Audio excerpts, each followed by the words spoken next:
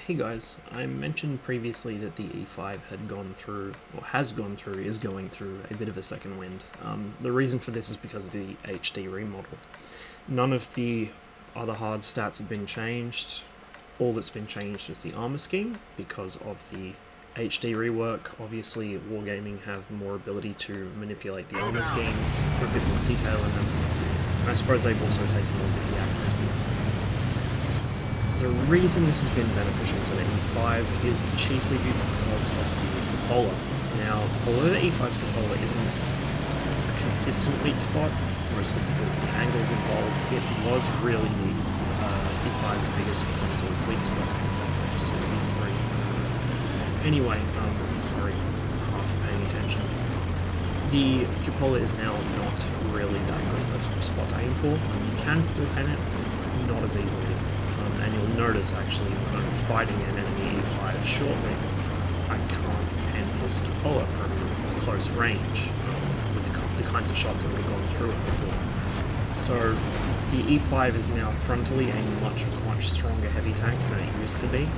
Otherwise it hasn't really changed, it's still just as mobile and just as well gunned as it used to be, but the armor has been improved by this. And it's actually quite surprising how much this influences the tank. Carelessly turned my turret there to look behind me, and that costs me eating a shell off this E5. That should of course miss. But this guy's firing heat. Pure heat, and you'll see what comes of that in a moment. I push up on him. This is kind of risky, and I probably shouldn't have done it, but I did get away with it. I was waiting for everything there to get him behind him. So that's one shot from him that has not penned me, because he's firing heat, and because of the angles I'm giving him, he's mostly getting my tracks, or very steeply angled pieces of armor. You can see the Waffenträger next to me hiding as hard as he can. This is going to have to be me. In comes another shell, another heat shell, does nothing. He rams me. I do take some damage from behind there. There's an E100 and T-34 shooting me in the back.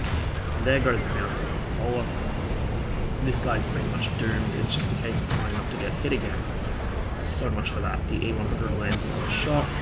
This guy just about had me, but thankfully Underover was able to rescue me there. Bails me out. Then a shot on the T-34.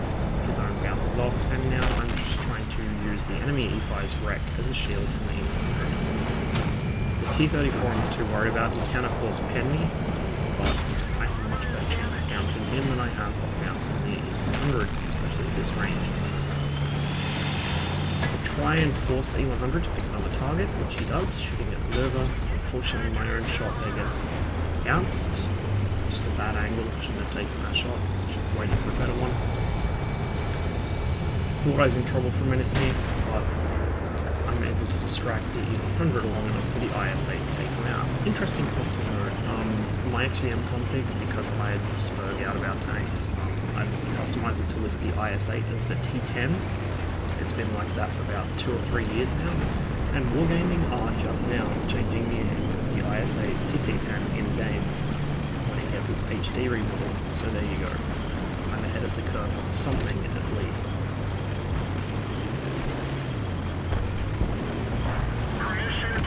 Never want to pass up a chance at some good light-hearted mocking. I then start playing E5. Don't shoot the E5. It's just a really bad pair.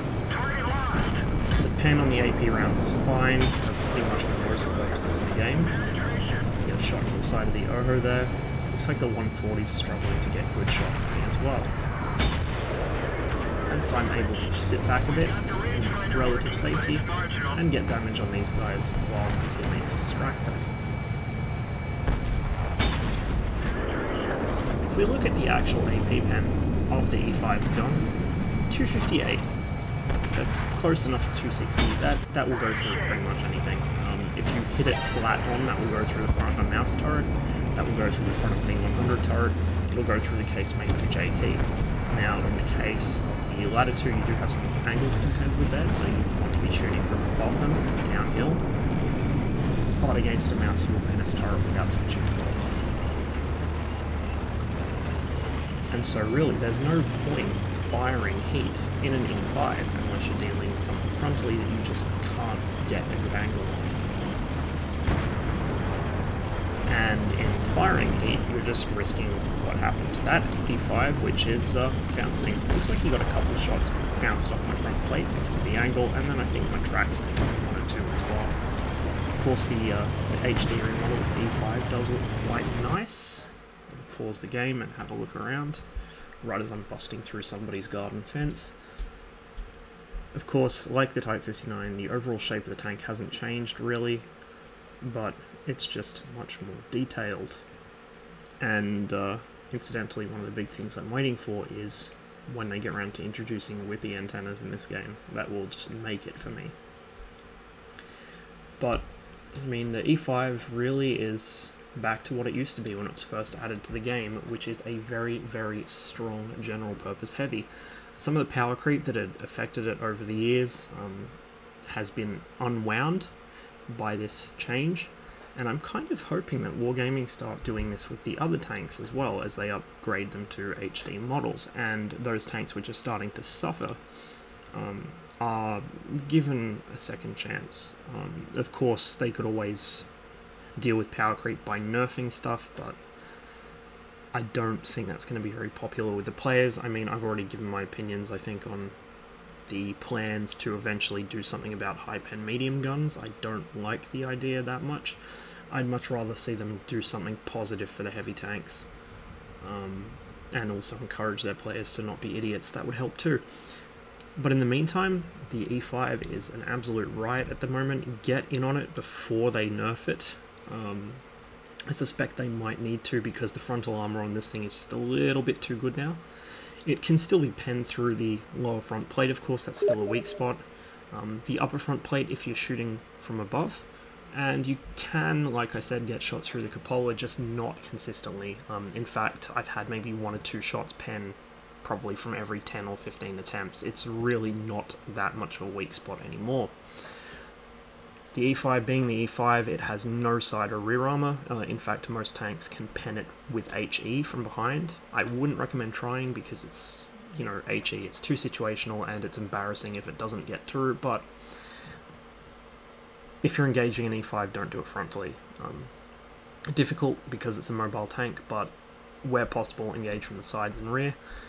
It does have big tracks. Those big tracks eat lots of shells, and so they're relatively easy to immobilize. That's one of the disadvantages the T-54 has, and has always had, is that because its tracks take up so much of the side of the tank, it's easy to disable one. Same applies to most of the American tanks. So, if at all possible, detrack it, work your way around it. Dealing with it from the front is not going to be that easy now.